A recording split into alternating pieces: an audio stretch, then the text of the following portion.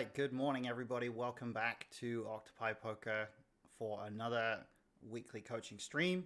I am your host, Matt Hunt. So thank you, everybody, for being here.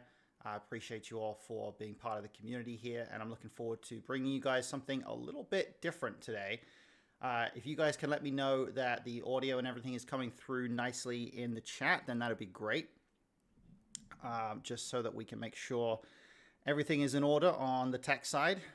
But beyond that, the focus for today is going to be something that we haven't done yet in our weekly coaching streams. We're trying something a little bit different just to make sure that we keep everybody on their toes here a little bit, and to make sure that we can keep providing some value for you guys and show you how to get some extra use out of some of the different parts of Octopi Poker's poker learning arsenal, so to speak. What we're going to be doing today is taking a look through a review of a recent final table, Jeju 2, 150K buy-in final table. And now that's from around September in this year. Oh, I can hear you, but I had to crank my volume. Okay, thanks, Hoss. I'll just up my gain a little bit. Let's see if that's any better. Let me know if that is making any kind of a difference there. Let me see if my gain is okay. Oh, gain is probably a bit low down, maybe. I don't know. We'll keep it about there. About that. Might be about the right territory. We'll see. Let me know. So, yeah, we're going to be doing a final table review today. So we're going to see how this goes. We're going to give you guys... That's perfect. Okay, excellent. All right, I think I got the gain correct. So we're going to take a look at this final table in the vault here.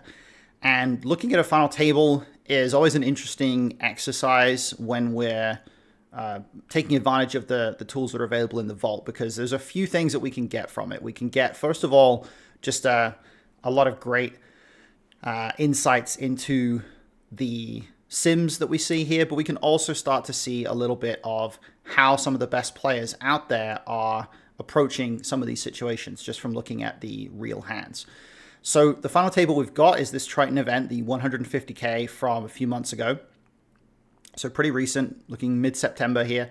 And we're going to go through just the hands that have sims here. And we're going to actually, let's just do the hands that have sims. We're not going to go through every single hand because there's going to be a lot of obviously uneventful hands at each final table. There's always going to be situations where it just goes raise and take it and things like that. But for now, we're going to stick with these sims, the hands that have sims, and we're going to focus, we're just going to kind of get a big picture. We're not really going to, go into super detail on every hand, but we will try to pick out some interesting hands and interesting spots that, kind of catch our eye a little bit. So the first hand that we have a sim here, I mean, the first important thing that we have to do as far as the overall, the overall approach to reviewing a final table like this is to obviously take a look at what the stack sizes are, what the players are at the final table, and what the general sort of ICM setup is, what the circumstances are as regards how high each player's risk premium is and things like that, right? So if we look at the stacks, we've got a pretty wide distribution. We've got Kaihan Mokri with the chip lead here on 57 bigs or so. We've got Jason Kuhn with 50. And then we've got a variety of stacks all the way down to Ye Wang here with 6.3. Hey, Corey, welcome, mate. How you doing? Good to see you here. Excellent to have you on board. It's been a long time. Hope you're doing well, man. So we're going to go through the risk premiums here just a little bit. We're going to look at the general setup here. And the thing to keep in mind about risk premiums when you've got a fairly broad stack distribution here, so you've got quite a few smaller stacks and bigger stacks, and it's not very evenly stacked, is that is going to amplify or increase the risk premiums quite a bit on average. And if you look here, you can see exactly what's happening there. You can see that some players here, for example, low jack versus small blind, so that would be Jason Kuhn versus Kaihan Mokri, of course, second versus first, huge risk premium of 20% here. So lots of ICM pressure between the big stacks and even the medium stacks here. And we're not seeing as much pressure on the short stacks, obviously, because the ICM pressure is generally going to be distributed towards the medium stacks at a final table. Oh, whoops. Yeah, thank you. Can I put the table in the foreground? Sorry about that. Yes, that would be smart, wouldn't it? All right. Thank you. There we go. Sorry about that one. I forgot I had two different forgot I had two different stream setups there for the visuals. Thanks for the reminder. Man, if you guys weren't here, if you weren't here to tell me that, I would have just done like the whole would have just done the whole thing with the table not visible in the background. All right. Anyway, we're gonna move on. Thank you. So, like I said, big risk premiums here. Pretty broad stack distribution. Stacks are not particularly close together. So looking at this first hand, the first thing that kind of strikes me here is that short stack in the big blind has 10-9 suited. So it'll be interesting to see what he does with that one and what ends up happening here. We do get a fold from pocket deuces, which is nice. We get a shove. What does the graph in the bottom right mean? If you're talking about this risk premium here, then that is going to simply refer to the ICM pressure, basically. It's going to refer to the level of additional equity that a player needs to risk their stack, basically. So just how much of an asymmetry between the upside of winning and the downside of losing that there is. So this is each player versus the other player. If you're referring to the stack map down here, this is just a representation of the progression of the stacks throughout the final table. So this is just kind of useful for getting a good perspective on how the overall final table progression played out, how the chips were exchanged and so on. But for an individual hand, obviously it's very much optional to look at that, and you don't always need to analyze it. So we'll hide that for a second here. So we've got this first spot where chip leader shoves with king 7 off. Ye Wang in the big blind has 10-9 suited. It will actually be quite interesting to see whether he's supposed to call off here. I think he probably is, but we'll see. Ooh, yeah, okay, so it's kind of marginal, but he is calling. So king 7 clear shove, very reasonable. And 10-9 suited, yeah, pretty reasonable call here, 20K. So, in 150K buy-in, making 20K by calling is not actually that much, but you can see he's supposed to call off with stuff like queen 6, queen 3 suited, a lot of things like that here, just because as the shortest stack, he's not under a ton of pressure. So very reasonable spot for him to call. He does river a flush, and he doubles up. So we're going to move on. And the next one that we have here is going to be quite an interesting one again in terms of blind on blind, because we've got two short stacks in the blind, and we've got a fold around to... No, button doesn't open. I'm actually moderately surprised to see the button not open there. If we look at Kaihan's strategy, he can be very wide. Like 10-6 off is mixing opens, 10-5 off is a fold, so it's fine to fold that specific hand, but it wouldn't have shocked me to see an open there or even a jam with some hands, because there is quite a lot of pressure he can put on both blinds here. But he does fold. And then we get a limp. And let's see if we're going to get a limp check. Yeah, we do get a limp check blind against blind. Looks like that is probably fine here. Oh, wait, no, it's not. Okay, so small blind isn't supposed to really have any limps here. Not really supposed to play limps. And... he is supposed to play jams with 9-7 suited. That's quite interesting. So the limp is not a high frequency thing here. When it does get limped, 9-8 suited is fine to limp behind, so fine to just check. Not really too much point to go through post-flop here, because it is a spot where post-flop isn't really supposed to happen in this line. Not supposed to get too many limp check situations, so we'll just kind of skim through it. Goes bet 1 big blind call, seems fine for now. This is a bit weird. This is more of like a sort of chip EV, thin value kind of a bet on the turn here. Not loving it. Goes check. And then Brian Kim finds basically a pseudo shove here, almost a shove. And he does get called. Wow, interesting. I did not expect a call there on the river. That's a pretty ambitious call, considering that we block a lot of bluffs here with the 9 of hearts in our hand. Yeah, that was a ballsy one from Ye Wang here. But the pre-flop approach here doesn't really have much limps in it.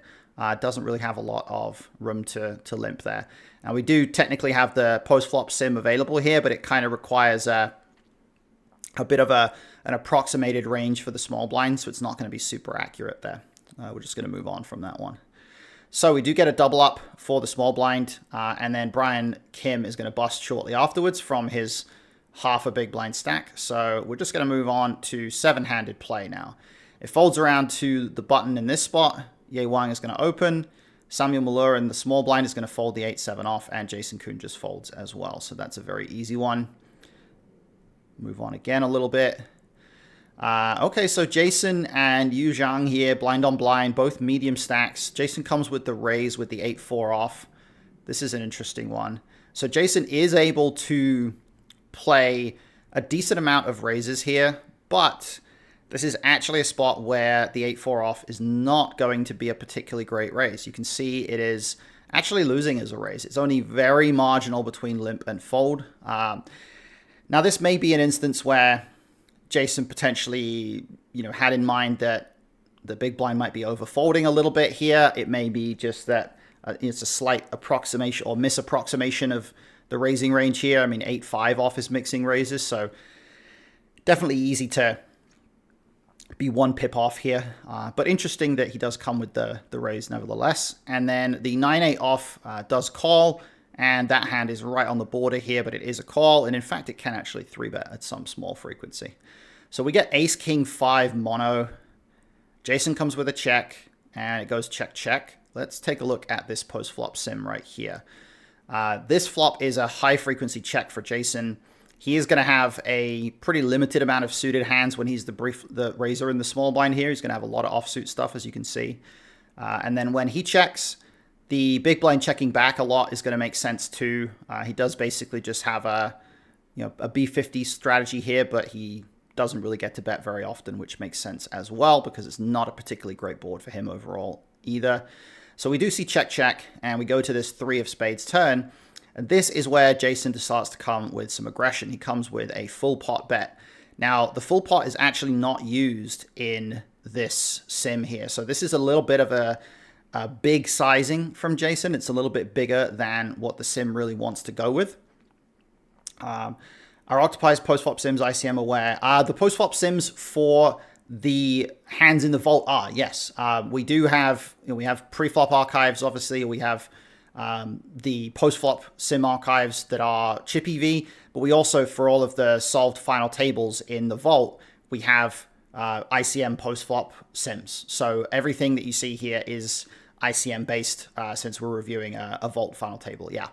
Now we've got part of the reason why the B100 is not used here on the turn is going to be because the ICM aspects of this situation don't really favor Jason needing to use particularly big sizes here.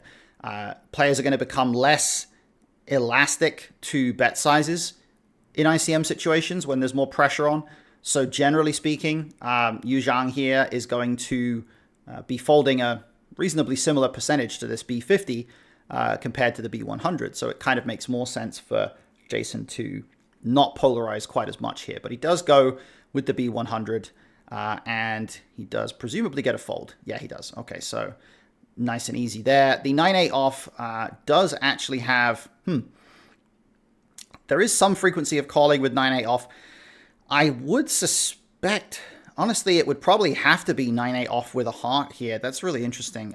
If any 9-8 off is going to call here, it would have to be the ones with a heart. But this is a kind of a weird looking range. Oh, you know what? It's because he took the B100 line. That's why it's like an unsolved sort of a range here. So we don't have to worry too much about that one. Let's move on. Okay, so we've got... interesting layout here. We've got Ace-King with Ye Wang in middle position, and we've got Javid Ismailov in the big blind with pocket jacks. This one is most likely going to result in an all-in pot, but let's see. Ooh, we just see a jam. Okay. I'm not truthfully convinced about just jamming jacks here. I feel like we see less of the just shoving for 25 in these ICM spots. Let's take a look. We've got, clear Ace-King. Ace-King is a clear raise. Yeah, so it looks like jacks is not jamming very much. We do see some jamming. We do see Ace-King off, queens, a couple of other, bits and pieces of some other hands, a couple of suited aces just jamming as a bluff there. But jacks has less incentive to jam here. In particular, the reasoning behind this is going to relate to the fact that the call-off range is only really going to include 10s and then most of pocket 9s as far as worse hands go. So, hands like 8s and 7s that would call in chip EV are going to fold here. Ace queen off is going to fold. So there's a lot of stuff that jacks would normally be getting called by if it shoves for chip EV that it's not getting called by if it shoves in ICM here. So not a mistake by any means. You can see it's clearly still profitable, but it is losing about 1K or 2K compared to 3-betting to the 7.6 size or just flatting, which it actually is doing a fairly high frequency here. So pretty interesting to see that jacks is going to be doing some flatting with the amount of ICM pressure that's on there. So we do get a bust out there. The jacks loses to the ace king, and we are now down to 6-handed play. So we're moving around pretty quickly here, and in this case, we've got Kaihan opening under the gun with the ace-king suited, and it's probably just going to fold around. Yeah, it just folds around. That one's a nice simple one, so nothing too much to say there. Jason Koon's going to open the ace-8 offsuit. This one should be interesting to see what Kaihan does. He does come with a 3-bet of 7.8. Let's take a look. Obviously, Jason's range is clearly going to include the ace-8 off, and then Kaihan's range does not include ace-queen off as a 3-bet. This is another thing that is quite relevant, quite common about these situations in ICM spots. You do tend to find that big blind 3-bet ranges in particular tend to become very, very polar in a lot of these ICM situations. And you can see here that even though, there are some bluffs being used that have some post-flop playability there, some 8-7 suiteds and stuff like that, the actual value range is very, very narrow here. The value range for the 3-bet is specifically kings plus an ace-king. And that's just going to be because of the high risk premiums that exist here. Jason's not going to get it in super wide. And if we look at the premiums for Kaihan versus Jason, he has a 14.7% risk premium against Jason. So he has a pretty reasonable incentive here to be a bit more conservative, to be a bit more polar with his 3-bet ranges.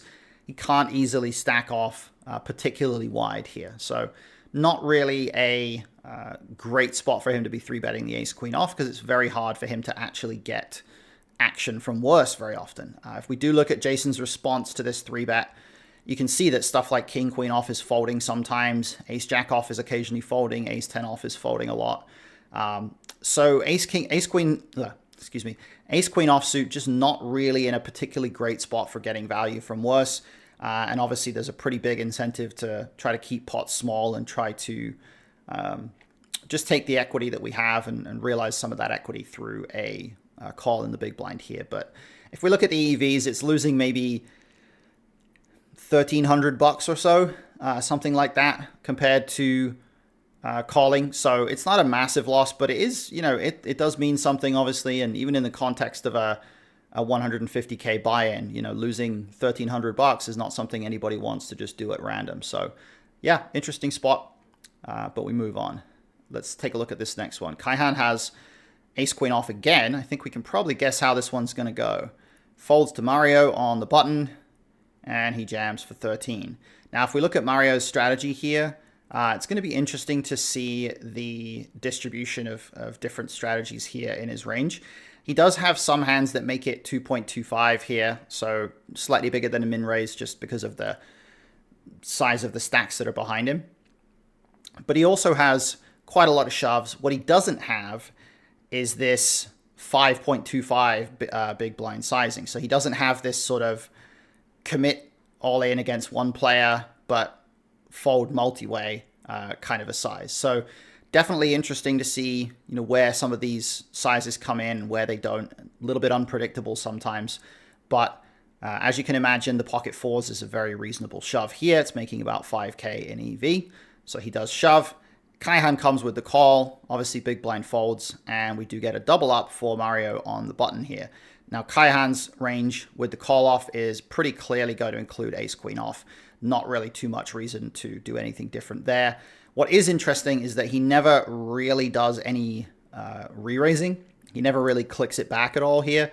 There's a tiny bit with ace-king off and nines and stuff, but there isn't really a big incentive for him to do that. There isn't really much reason for him to start to click it back or anything like that. So we're just going to assume that he just plays call or fold here. All right, next hand. Mario now has more chips. We've got a much more even distribution of stacks here, except for Samuel Muller in the big blind. This one I would expect to fold to the small blind. It does get a shove and a fold. Okay, so that was nice and simple. This one also, ooh, okay, we got aces in the small blind here. Ye Wang on the button does open. This is probably going to be okay. Oh, it's very borderline. You can see here King 5 off is pretty much right on the edge, technically losing $2, but you know that's within the margin for error there. It's very break even basically, and we do see a pretty obvious shove from the pocket aces. King 5 off does call off. Now it might be tempting to think like, oh well, there's never going to be any reason for the button to fold here. They could have a couple of folds. Wow, yeah, there we go. Okay, that's kind of funny. I was right that they do technically King 5 off is actually almost the only hand that they actually do fold, right? Because obviously they're getting a really good price, but there is such a thing as you're still not getting quite good enough of a price. And in fact, King 5 off is the only hand in their entire opening range. Apart from 10-4 suited. King 5 off and 10-4 suited. Those are the only hands that they actually pure fold to this shove. So that's quite interesting. But it's not a huge loss. It's losing about 2K to call here, so it does mean something, but not a ton. All right. Oh, we didn't even check what the actual consequences of that hand were. Let's go back. Didn't even see. Did the pocket aces survive? Yes, they did. Okay, cool. So we did not see a bad beat for Samuel Muller there, and we're going to move on. Now, Mario has King 6 suited under the gun and does fold it there. That is probably fine. Well, it's mixed. It's close. Yeah, I mean, it's making $8 to raise it, but, you know, he does go with a fold, and that's okay. Kaihan raises ace 9 suited. Jason calls in the small blind. This should be an interesting one here because this is not an easy spot to navigate as far as the small blind goes. So Kaihan's open, has ace 9 suited pretty squarely in there. Very reasonable. Jason in the small blind does have 10-9 suited as a mixed call. So completely reasonable to call with that one. Does have a decent amount of calls here, just given that the big blind isn't able to really pressure him that much here, which is nice for him, obviously. Now, I believe this might be a hand that I think I got a feeling Sam Greenwood covered this in his punt of the day at some point. Let's take a look at what happens post here. We see a check, we see a small bet, a call, a donk bet on the turn, which is quite interesting, and then a fold from Kaihan. So yeah, I think this is a hand that Sam covered here. I'm definitely quite surprised to see a donk bet on that turn, I will say. Just because I don't know if it's actually a turn that really gives Jason a substantial advantage to the degree where he would need to donk bet. Let's take a look. Post-flop sim. Let's actually open this one up in full here, just to see. So Jason actually does have a fairly substantial amount of flop donking, partly because he can exert some ICM pressure via that, but also partly just because he has a pretty condensed pre-flop range to begin with. We're going to ignore the weight here, so we're just going to move on with that in mind. Kaihan does get to c-bet the ace-9 suited pretty often, so that's going to be fine. And Jason does not do much check raising here, only a little bit. 10-9 suited does call. Does have enough equity with a backdoor to call there, so he goes ahead and hits the call button. And the 7 here doesn't really feature any donking. Let's take a look and see if he actually does have donking on any substantial portion of turn cards. Wow, interestingly, a 6 or a 7 are the only turn cards where he actually does have a tiny bit. I would suspect maybe that would be because... Let's actually do this. Let's look at when he check calls. Let's highlight the call range. Like, what does he have a lot of the time when he check calls? So he has ace high 40% of the time. He only has a straight draw 1% of the time, which makes sense. He has low pair 4%, under pair 9%. So this 9% of under pairs, pocket 7s and 6s, that's really the stuff that interacts with that 7 turn. Same with this 7-6 suited, I guess. On this particular turn, he does have... Yeah, I mean, he has 5% full houses here, 3% trips, 10% overpairs, so that's definitely going to contribute. That might be part of why he's able to donk bet. He still has a surprising amount of strong stuff that check called the flop here. That's definitely going to help. When he does donk bet for this 30% size, Kaihan is actually never supposed to fold ace-9 here of any suit. So it actually seems like it's a very tight fold from him here, and probably not one that would be ideal unless he thinks Jason is pretty much radically over bluffing in a lot of cases here. So quite an interesting spot. I know there's a reason why Sam picked this for punt of the day, and just to kind of highlight it here, it's a very curious spot where Jason finds a low frequency turn lead and Kaihan does find a fold in a spot where maybe he probably shouldn't fold. So Jason picks that one up and we're going to move on. So here we get like a bunch of playable hands. Okay, so Kaihan is going to fold the 9-8 suited. Let's check that one first because I suspect that's probably good. Yep, that is good. Okay, so he's folding the 9-8 suited. Raising would lose like 1.4k, so I think we're good. Ye Wang here has Jack 10 off, and he decides to raise. I actually would have thought this might be a fold, but it is an okay raise. It's making about 1k, so pretty borderline, but it is in there. And then Samuel Malur is going to come with this sort of half-stack 3-bet here. Now, as far as this particular spot goes, you can see he's got multiple different 3-bet sizes that he's allowed to have in the sim. It's not a particularly clean sim output because of that. We've got, low frequencies of different things here. EVs are running close together. But you can see that it's favoring the all-in with a lot of hands, but in particular, ace-king off is one of those at a high frequency. Ace-king off is definitely favoring shove here.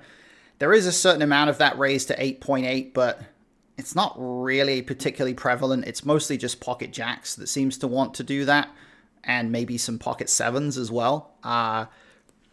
Probably not mandatory to include that in there, but if you did look at, some combination of the raise 5.6 and then the raise 4.4, and you just kind of look at the 3-bet ranges together here, I think there's an argument for sort of merging these into a size of around the 5.6 or around the 6 big blinds or something kind of a mark, and then just going with a shove beyond that. It's really hard to have multiple different 3-bet sizes with different ranges here, but he does come with the 8.8.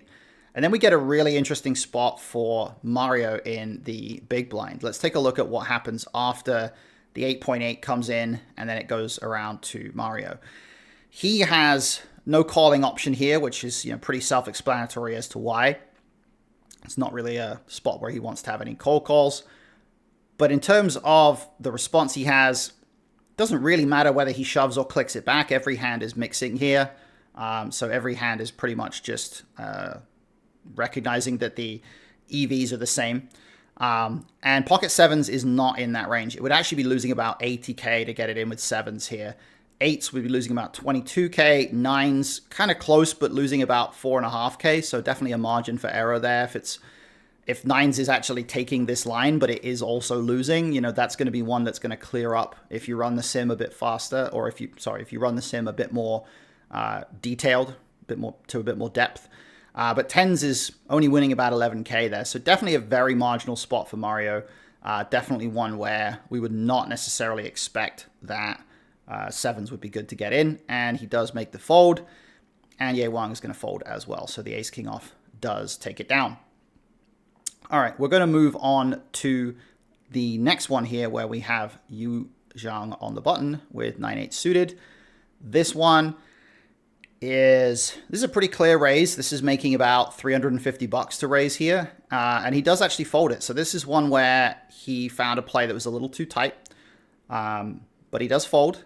And then Mario comes with a limp blind on blind.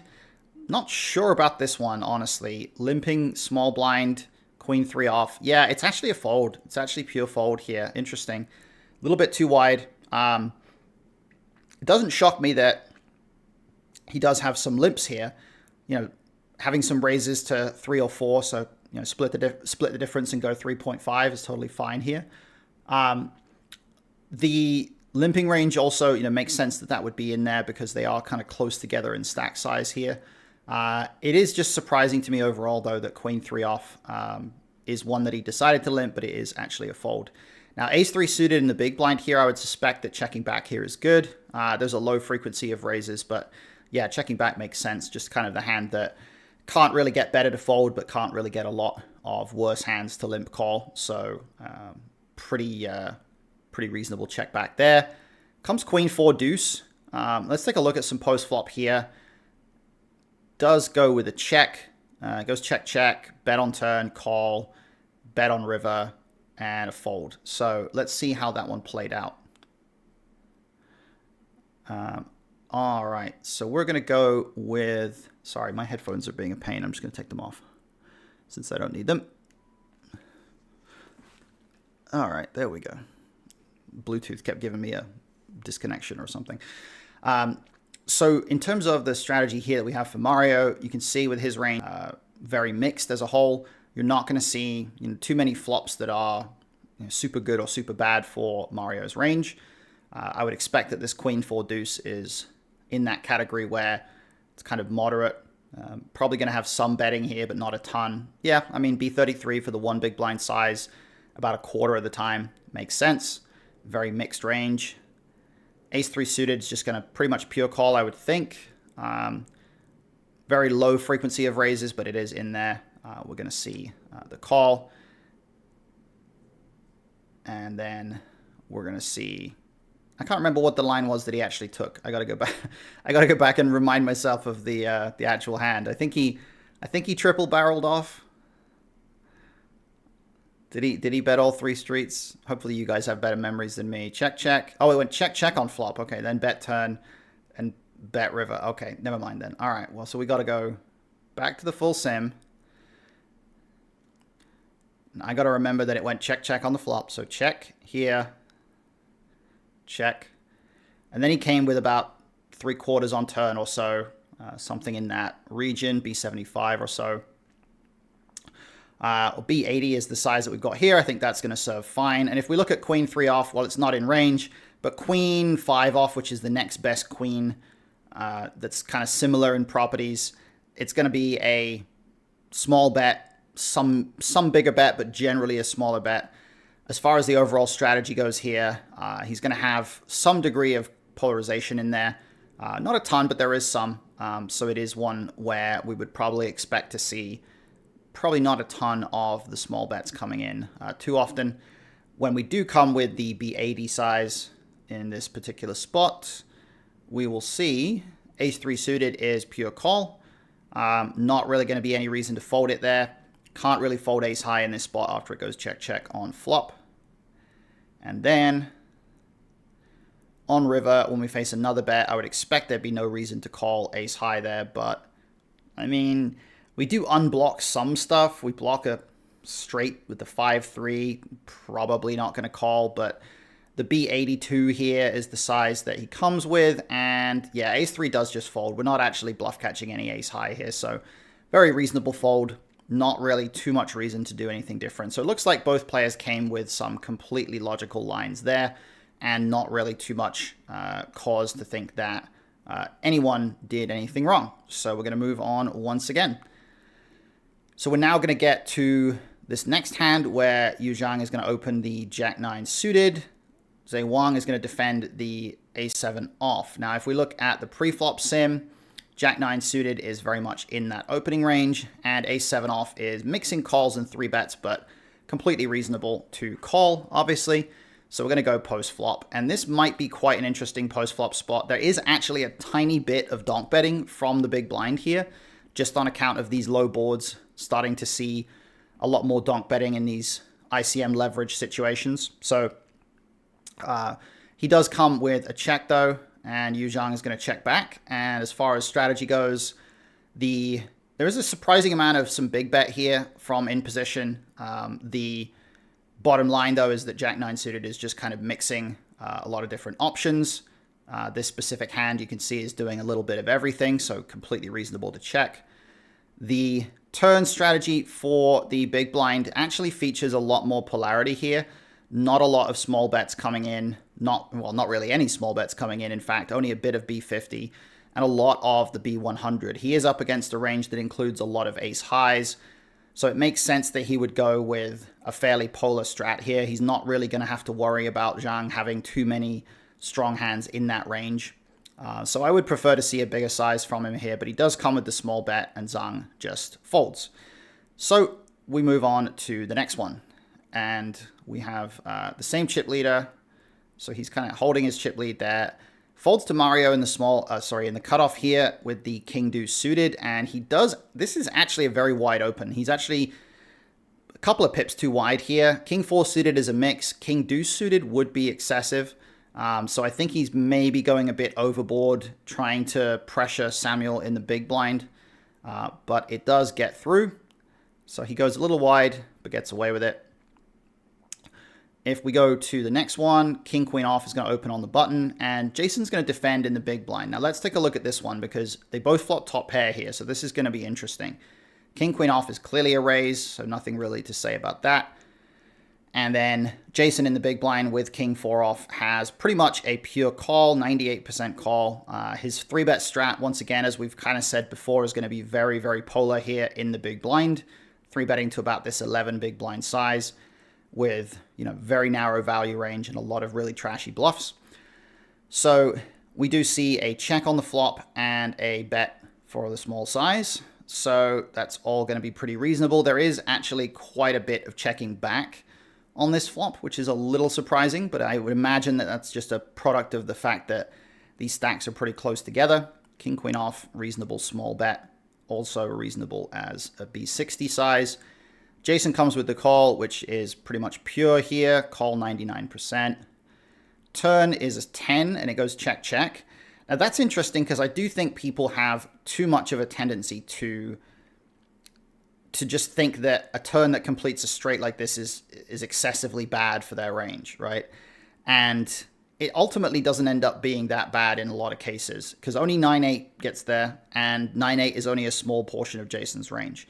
As you can see, pure check for Jason and plenty of ability to polarize here on the turn for Ye Wang. There's not really a lot of overbet because the overbet does kind of create a bit of an awkward river SPR, but the B75 is used fairly often, and as you can see, King Queen is pretty comfortable putting in a value bet there. It's only checking about 12% of the time. So not a mistake to check, but definitely not a play that needs to be made at a high frequency.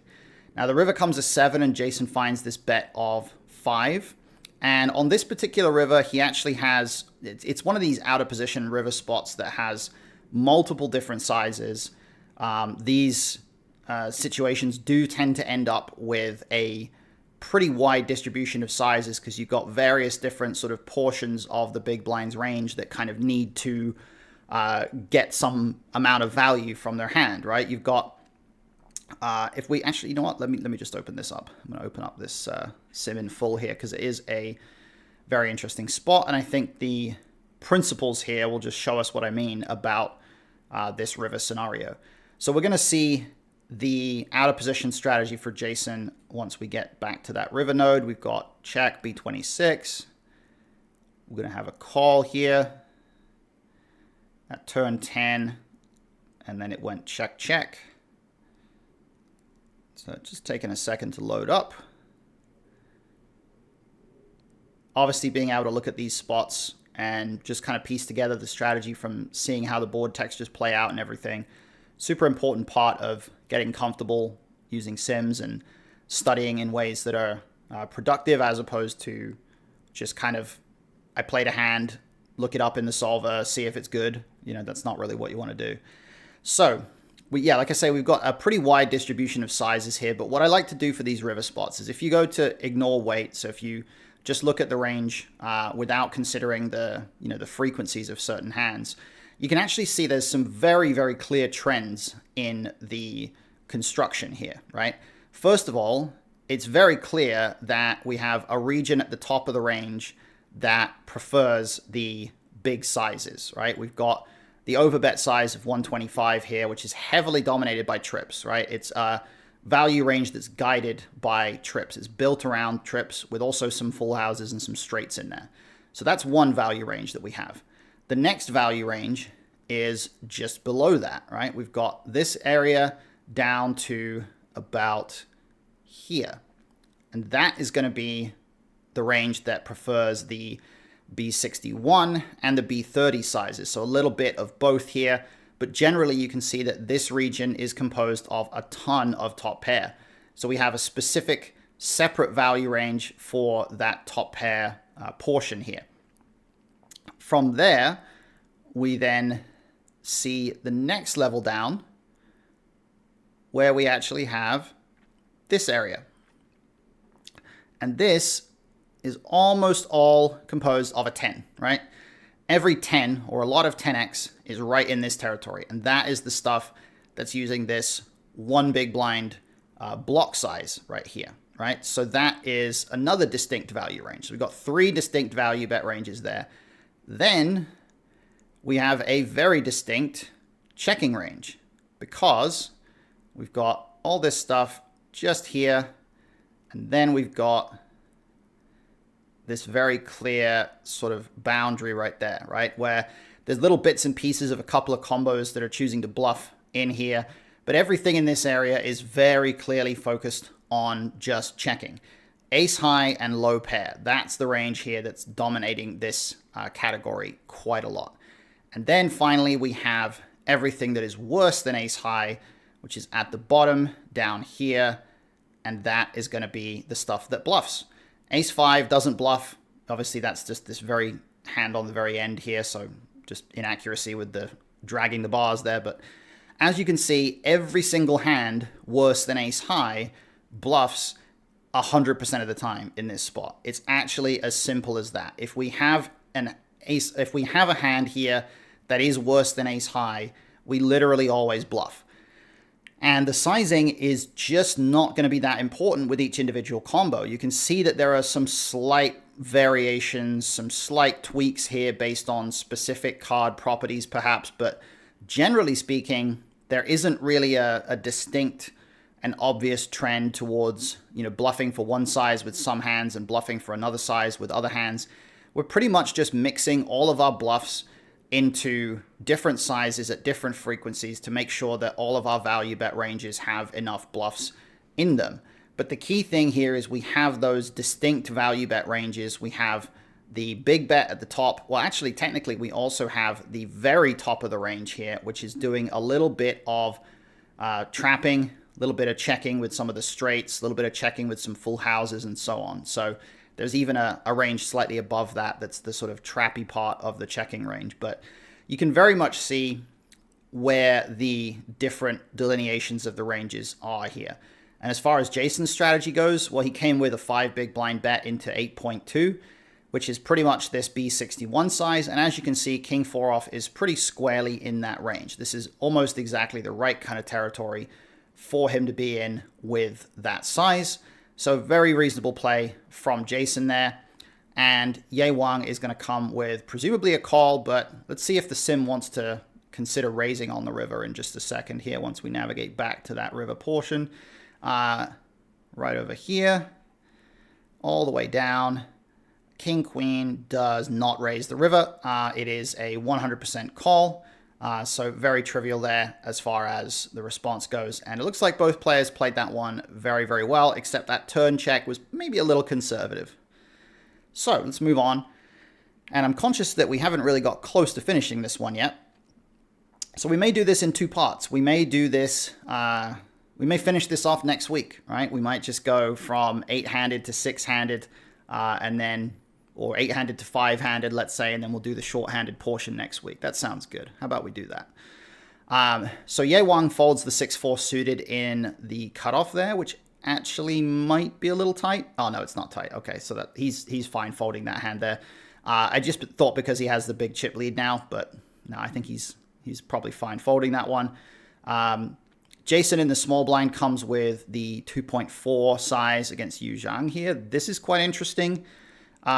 King 7 is right on that border here where it's just about in that territory of if he shoves, he probably can't get that many better hands to fold.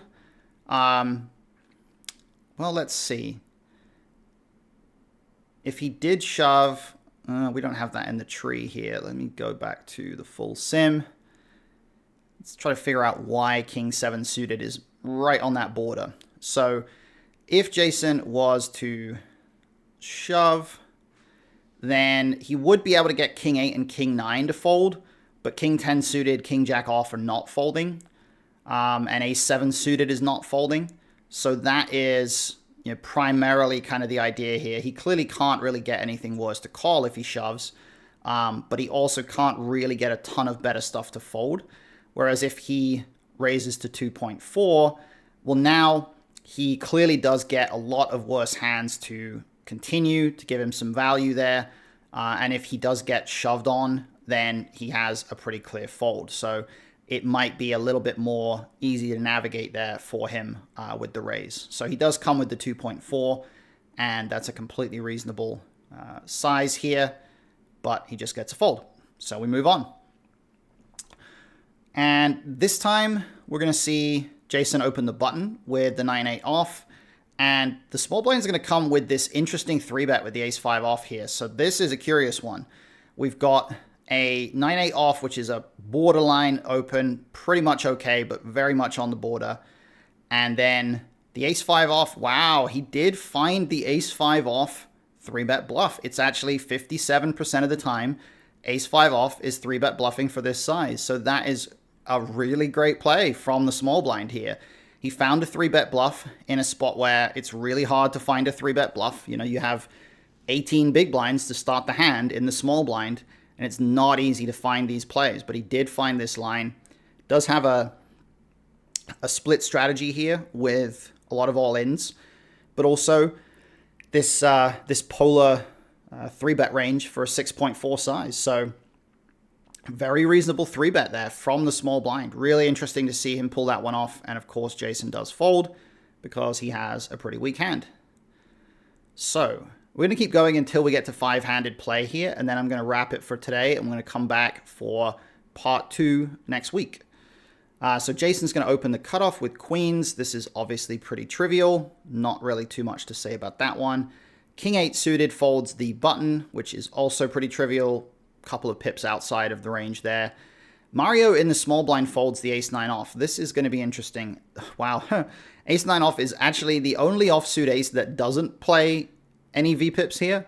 It's the only one that always folds. Some of the others are 3-bet bluffing with some frequency, and ace 10 plus are, you know, always V-pipping.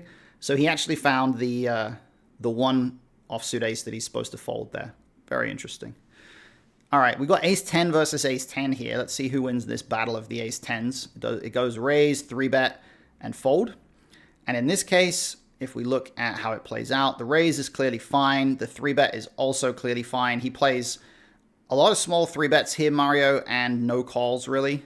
And then, of course, the fold to the 3-bet also fine. So the one in position won that one, and that's pretty much what we would expect.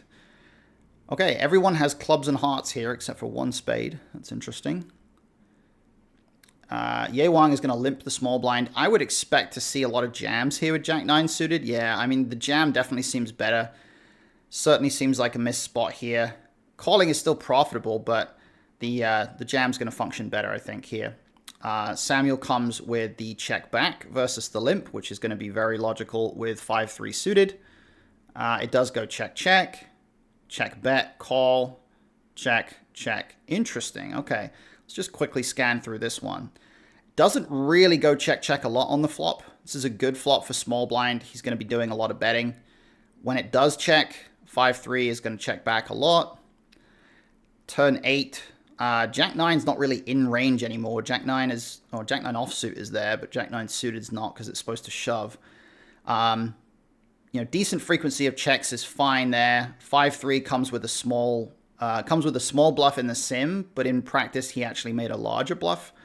So definitely going a bit off the rails here. Not really super easy to figure this one out as far as what the right option is, but I can understand the check call on the turn there because he does beat a lot of those low card bluffs. So kind of reasonable, but probably would have preferred to see him just shove that one pre-flop.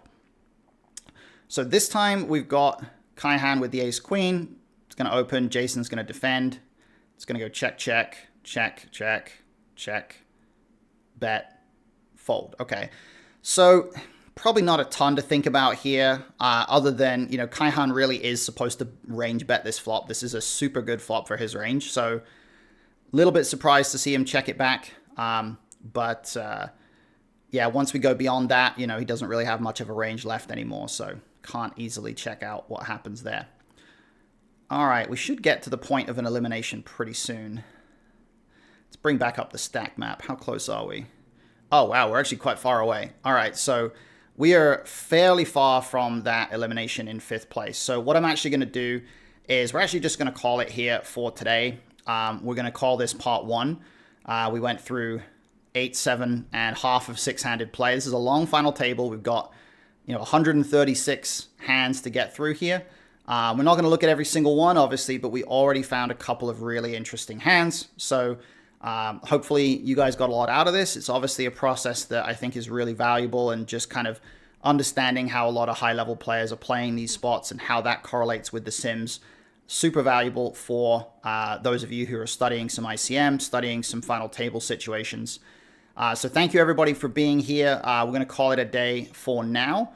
And I'll be back same time again next week. And as Hoss says, we will finish it up next time. Nancy, thanks for being here. Appreciate you as well. Glad you enjoyed this. We're going to continue with this format for a little while, and then we'll also kind of switch things up. We're going to do some hand history reviews, things like that. We're going to make sure that we keep the coaching fresh for you guys. And yeah, sports fan, these ICM spots are tough, so definitely very valuable to study. One other thing I wanted to make you guys aware of is we have unlisted all the videos of the previous coaching sessions, so you should be able to much more easily find them on our YouTube channel now. You can just go through the channel and take a look at the playlist of the previous sessions. So no more need to, you know, go find the link in the Discord and things like that. We'll just have the links there on the channel for you guys. So that's going to be about it for today. Thank you, everybody, for being with me, and I will see you all again next week. Good luck, everybody, in the meantime.